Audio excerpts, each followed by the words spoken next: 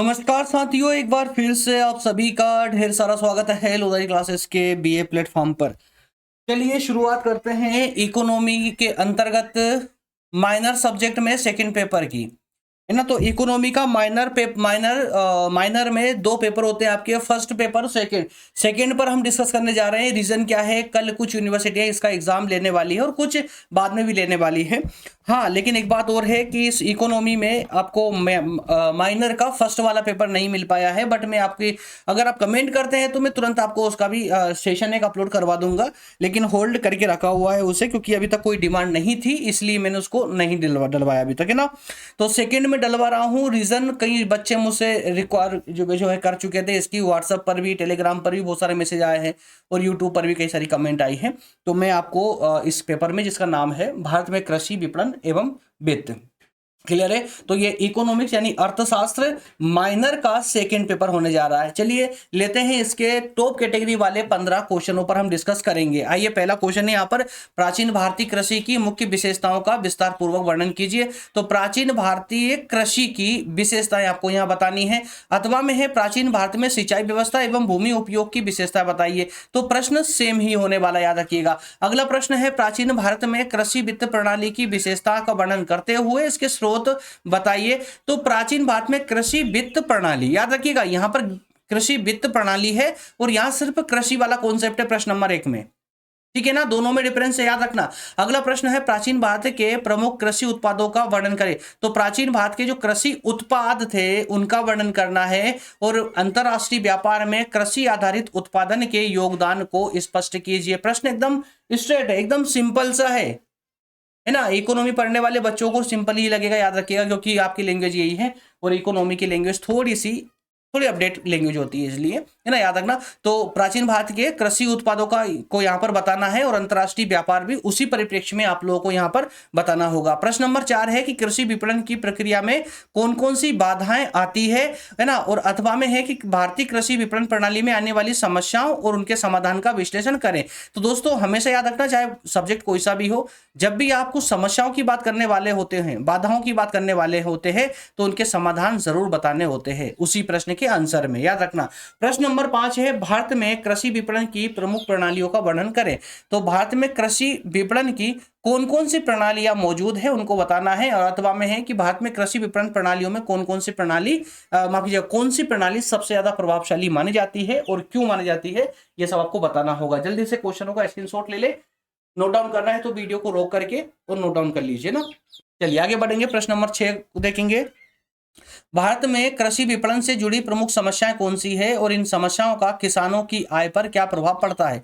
तो भारत में कृषि विपणन की समस्याएं तो आप पहले क्वेश्चन में भी डिस्कस कर चुके हैं, लेकिन दोस्तों वो यूनिवर्स थी। याद रखिएगा कि कृषि विपणन की समस्याएं देखी, लेकिन हमने ऑल ओवर वर्ल्ड के अनुसार देखी थी, है ना, पूरे विश्व के अनुसार देखी थी। और यहां पर हमें बात करनी है सिर्फ भारत से जुड़ी कृषि विपणन की समस्याएं और उन समस्याओं का किसानों की आय पर क्या प्रभाव पड़ता है, यह बताना होगा। प्रश्न नंबर 7 है, कृषि विपणन की समस्याओं के समाधान के लिए भारत सरकार के द्वारा कौन कौन से कदम उठाए गए हैं या कौन कौन से सुझाव दिए गए हैं और विभिन्न सरकारी नीति और कार्यक्रमों का विश्लेषण कीजिए।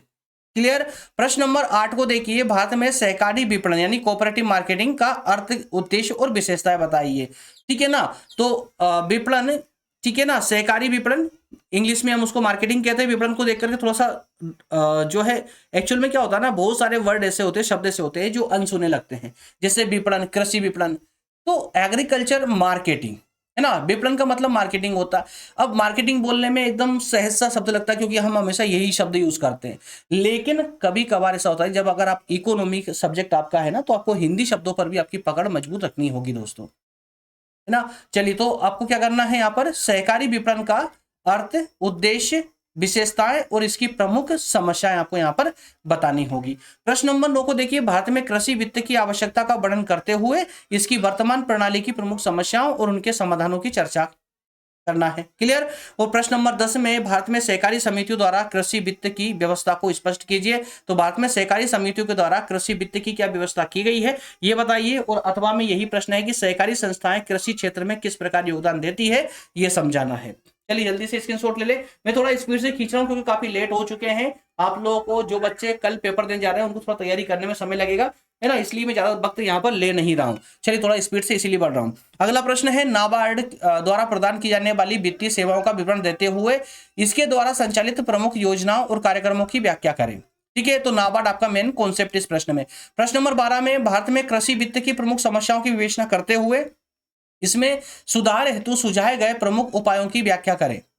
क्लियर। प्रश्न नंबर 13 में, भारतीय खाद्य निगम जिसे एफसीआई कहते हैं, है ना, स्थापना बतानी है, उद्देश्य और कार्य बताने हैं। वही प्रश्न नंबर 14 में, ई नाम पोर्टल है, प्लेटफॉर्म है, इसकी संरचना, उद्देश्य और कार्यप्रणाली बतानी है। साथ में इसके प्रभावी जो है अधिक प्रभावी बनाने के लिए सरकार के द्वारा कौन कौन से कदम उठाए गए हैं। और प्रश्न नंबर आखिरी वाला प्रश्न नंबर 15 है, मध्य प्रदेश राज्य कृषि विपणन यानी जिसको मंडी बोलते हैं बोर्ड की स्थापना, संरचना और इसके कार्य बताइए। और अथवा में यही प्रश्न है कि मंडी बोर्ड का गठन क्यों किया गया था, क्यों आवश्यक है, और कृषि विपणन में यह किस प्रकार से सहायक है, सिद्ध कीजिए। तो ये 15 प्रश्न दीर्घ प्रकृति की मैं साइड में हो रहा हूं, जल्दी से स्क्रीनशॉट लेकर के संभाल कर रख लीजिए। आगे बढ़ेंगे 10 लघु उत्तरीय प्रश्नों पर भी फटाफट चर्चा करेंगे थोड़ी स्पीड से। प्राचीन भारत में कृषि कार्यों में प्रयुक्त मुख्य उपकरण बताइए।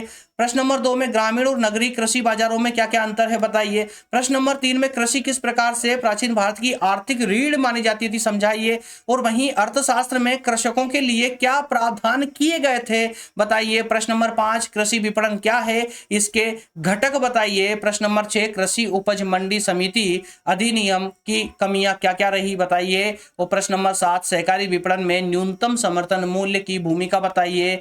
और प्रश्न नंबर 8 में, अल्पकालीन, मध्यकालीन और दीर्घकालीन कृषि ऋण की प्रकृति समझाइए। प्रश्न नंबर 9, क्षेत्रीय ग्रामीण बैंक का कृषि में क्या योगदान है। प्रश्न नंबर 10, नाबार्ड की स्थापना, उद्देश्य एवं कार्यों की व्याख्या करें। तो 10 प्रश्न आपके ये लघु और अति लघुत्तरीय प्रकृति के प्रश्न भी हो चुके हैं हर मॉडल पेपर की तरह। कुल मिलाकर के 25 क्वेश्चन में आपको दे चुका हूं। जिन दोस्तों के पास अच्छी सामग्री है वो अपनी बुक से ही पढ़ना स्टार्ट कर दे, और जिनके पास अच्छी सामग्री नहीं है वो इसकी आंसर शीट आप इस प्लेटफॉर्म से भी ले सकते हैं। उसके लिए आपको 2 प्रकार के सब्सक्रिप्शन प्लान दिए गए हैं, जो चाहे आप ले सकते हैं। अगर आप सिंगल नोट्स का सब्सक्रिप्शन लेना चाहते हैं, एक सटीक रूप से क्वेश्चन आंसर की नोट्स लेना चाहते हैं, जो आईएमपी क्वेश्चन होते हैं जिसे मैंने मॉडल पेपर में आपको क्वेश्चन दिए हैं, इन सभी के आंसर अगर आप लेना चाहते हैं तो 99 रुपए के सब्सक्रिप्शन प्लान पर आप किसी भी एक सिंगल सब्जेक्ट की नोट्स ले सकते हैं। और अगर आप ऑल सब्जेक्ट नोट्स लेना चाहते हैं तो 399 के सब्सक्रिप्शन पर आप ऑल सब्जेक्ट की नोट्स भी प्राप्त कर सकते हैं। सबके अलावा सेशन अगर आपके लिए हेल्पफुल रहा है, अच्छा लग रहा है आपको हमारी क्लासेस और ये जो क्वेश्चनों का निचोड़ मैं आपके सामने ला करके प्रस्तुत करता हूं, ये सब तरीका अगर अच्छा लग रहा है, सेशन को लाइक जरूर कर दे। और फिर से मैं रिपीट कर दूं आप लोगों के लिए, सेकंड ईयर में अगर आप मेरे साथ में डिटेल में विस्तार से क्लासेस लेना चाहते हैं यूट्यूब पर ही चैप्टर बाय चैप्टर, तो जल्दी से चैनल को सब्सक्राइब कर ले, बेल आइकन प्रेस कर ले, ताकि सारे नोटिफिकेशन आप तक पहुंचते रहे। कल फिर मिलेंगे। बहुत बहुत धन्यवाद। Thank you. जय हिंद।